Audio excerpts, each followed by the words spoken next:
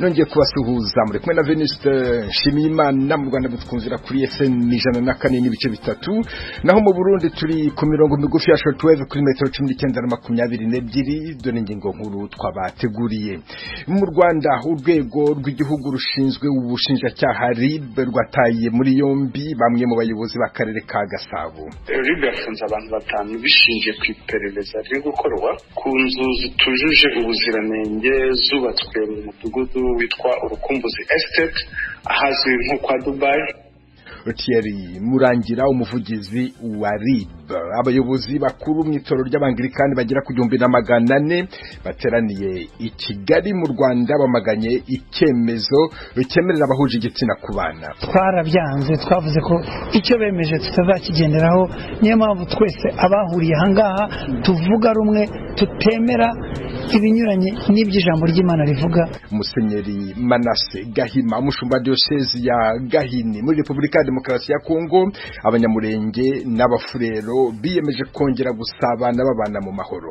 Abasirikare b'u Burundi batwijeje ko bagiye guhagarara hagati kurebera ivyo tuvuye kuvuga kuko bizashirwa mu ngiro, kandi nabo bazadufasha mu buryo bwo gukomeza kudufasha baherekeza abantu mu nzira zose. Muzuzi uyobora ishyirahamwe ritegamiye kuri leta mu misozi miremire ya Minembwe.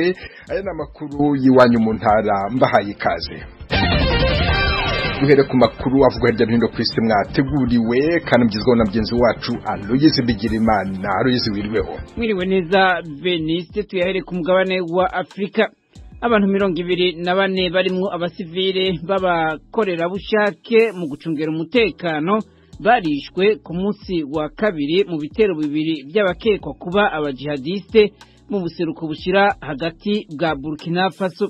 Itororokanirizo ry'amakuru ry'abafaransa AFP ryatangaje ko ryabwiwe n'abajeje umutekano ko imihari y'iterabwoba yateye mu kigwati ca Zekeze muri komine ya Bitu ni hafi y'urubibe na Togo hamwe na Ghana.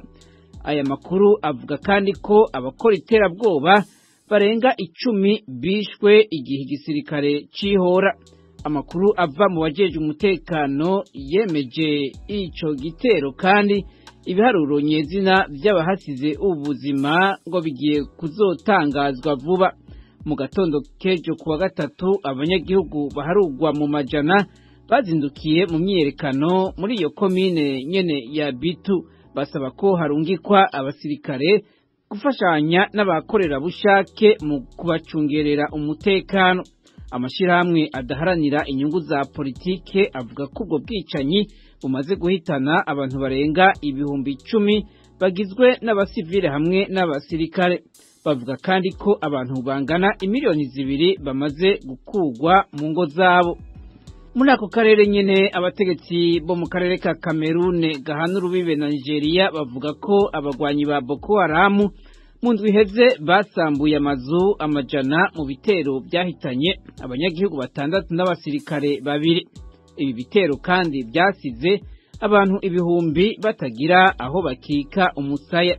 Leta ya Cameroon ivuga ko abasirikare bayo baciye bagaba ibitero mu gatondo kejo kuwa gatatu bica abagwanyi 12 ba Boko Haram. Gwejeo Salomone umutegetsi mu gisagara ca Mayo Moskota ahabereye ubwo bwicanyi yabwiye ijwi rya Amerika ko abo bagwanyi basambuye amasoko bonona imirima n'amaduka y'abanyagihugu. Yavuze kandi ko ibihumbi by'abasivile bahungiye mu mashamba ari ku rubibe na Nigeria hamwe no mu bisagara bihegereye. Cameroon mu kwezi kwa gatatu yavuze ko abantu hafi 3,000 bakuwe mu ngo zabo n'intambara zabaye mu bisagara biri ku rubibe na Nigeria. Ibitero bya Boko Haram byatanguriye muri Nigeria muri leta ya Borno mu 2009 imbere yo gutandukira mu bihugu bibanyi ari byo Cameroon, Chad hamwe na Niger. Ishirahamwe mpuzamakungu ONU ivuga ko Boko Haram umaze kwica abantu barenga 36,000 benshi bo muri Nigeria hamwe n'imiliyoni 3 bahunze ingo zabo. Muyavuga mu makungu tuyahere hano muri leta zunze ubumwe za Amerika.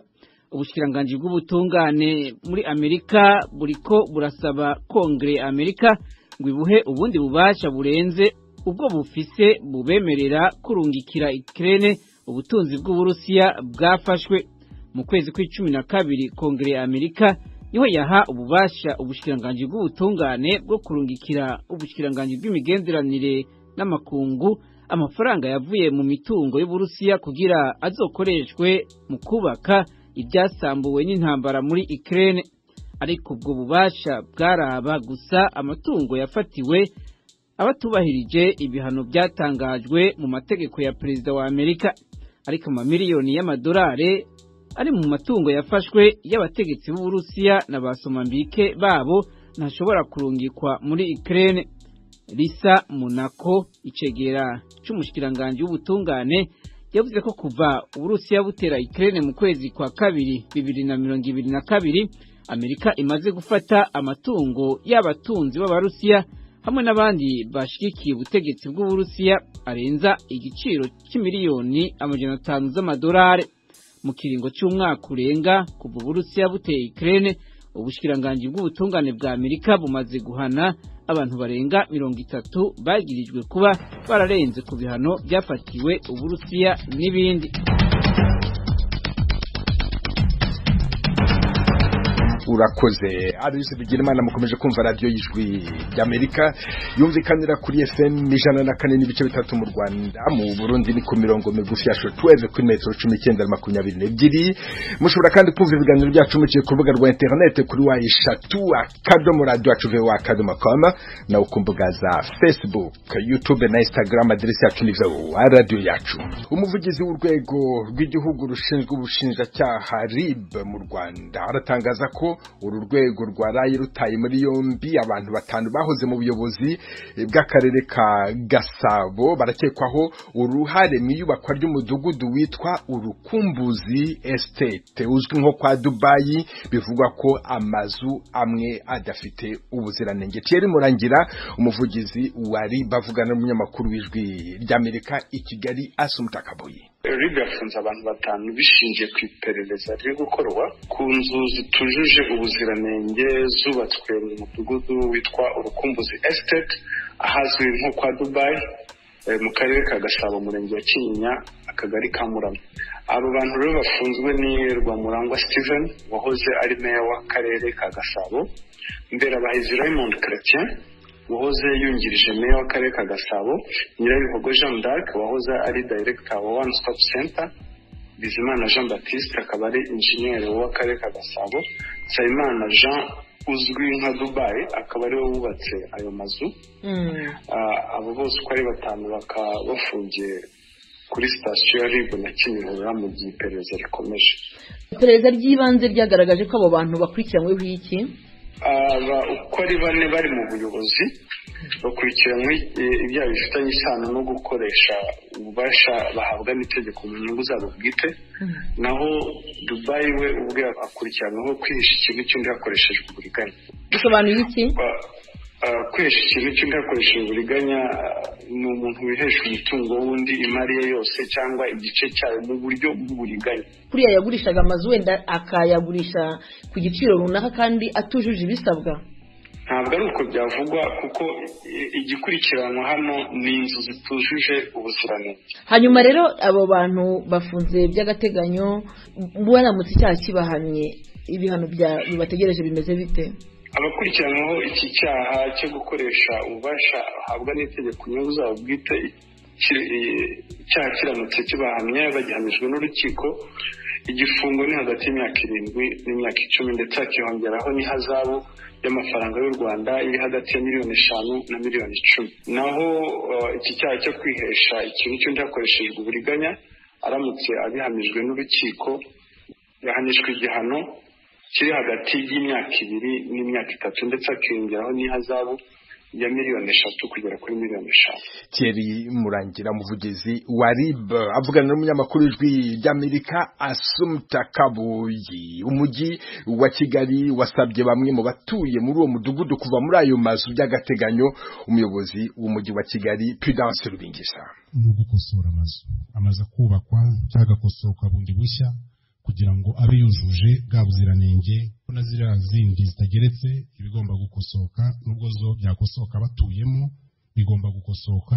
Icyo turimo gukora ubu cyihutirwa no kugira ngo duhite twihutira no gukora ibyo ubugenzuzi bwadusabye gukora, nta kiguzi bigize kuri nyirinzu, ahubwo kikajya kuri developer wakagombye kuba yarabikoze neza. Umuyobozi w'umujyi wa Kigali Prudence Rubingisha. Tukiri mu Rwanda, abayobozi bakuru b'itorero ry'Abangirikani bagera ku 1,400, igice kigizwe ahanini n'abagitsimbaraye ku bya kera kidashyigikira ubutinganyi, bateraniye i Kigali, batangaje ko bitandukanije na Justin Welby, umuyobozi mukuru wa Kiliziya y'Abangirikani. Inkuru irambuye Asumta Kaboyi. Inama irimo kubera i Kigali yateguwe n'ihuriro ry'Abangirikani ku isi rizwi nka GAFCON, bivuze Global Anglican Future Conference.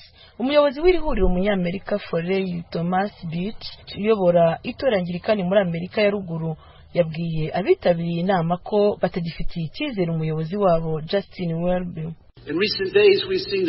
Aragira ati iminsi ishize twabonye Bishop wa Canterbury atandukira mu mwimerere w'ibyanditswe byera, bakangurira abantu kwihana, bakongera kwigisha ijambo ry'Imana, bakareka gusigiriza ibyaha. Turasaba abantu kugarukira Imana, bakimika ubutagatifu, bigisha ukwera k'ugushyingirwa. Mwituze mugaruke ku mwimerere w'ibyanditswe byera.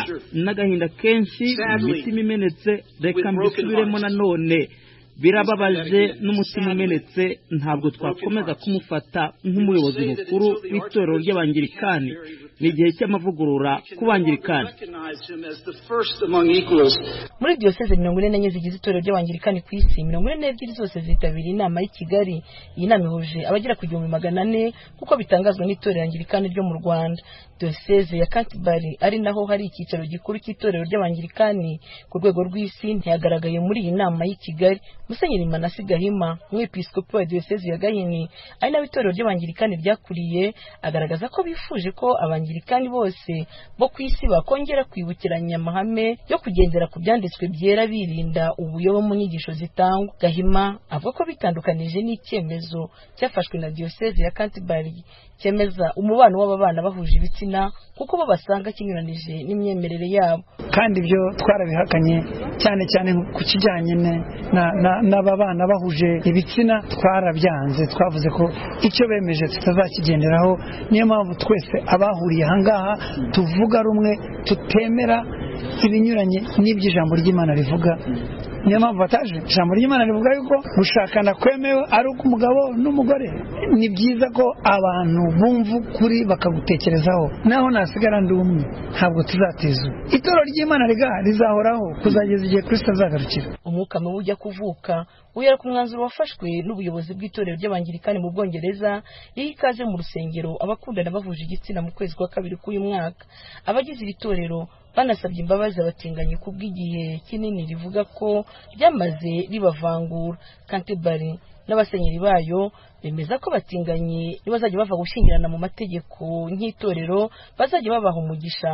Gusa iri torero ryavuze ko ritazabasezeranya cyangwa ngo bemere abapasiteri kubashaka. Iki cyemezo nicyo cyarakaje cyane itorero Anglikani ryo mu Rwanda ndetse n'ayandi menshi anyuranye yo ku isi yiganjemo yitabiriye inama y'i Kigali. Rukundo Methode, umwepiskopi muri diyoseze ya Karongi mu burengerazuba bw'u Rwanda, bagaragaza ko baha agaciro ibyo Bibiliya yigisha kuruta imico y'abantu. Bibiliya n'umuco w'abantu bisa n'ibihora by'u Rwanda. Iyo rero birwanye dushyira imbaraga cyangwa duha agaciro ibyo Bibiliya yigisha, kuko biratuyemera nk'ijambo ry'Imana ryahumetswe nayo iradushyikiriza ngo rituyobore. Urabona nko mu Bwongereza mu nama yabaye mu kwezi kwa kabiri hari ibyemezo bafashe birebana n'ishyingirwa. Ubundi twari tuzi ko ibyo Bibiliya yigisha n'umuco nyarwanda wigisha no kugushyingirwa ari hagati y'umugabo n'umugore kugira ngo ubashe kuvuka no ku mugabo n'umugore bahuye. Ubuse bagufata bakagushingira n'umugabo muzabyara iki?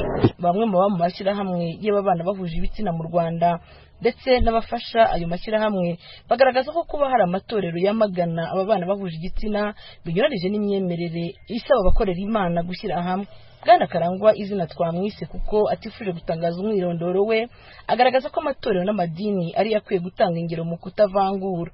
Icya mbere ni uko mu Rwanda ni kimwe mu bihugu bidafite amategeko abahana. So rero bakwiye kugira uburenganzira nk'abandi banyarwanda bose ku maserivisi yose.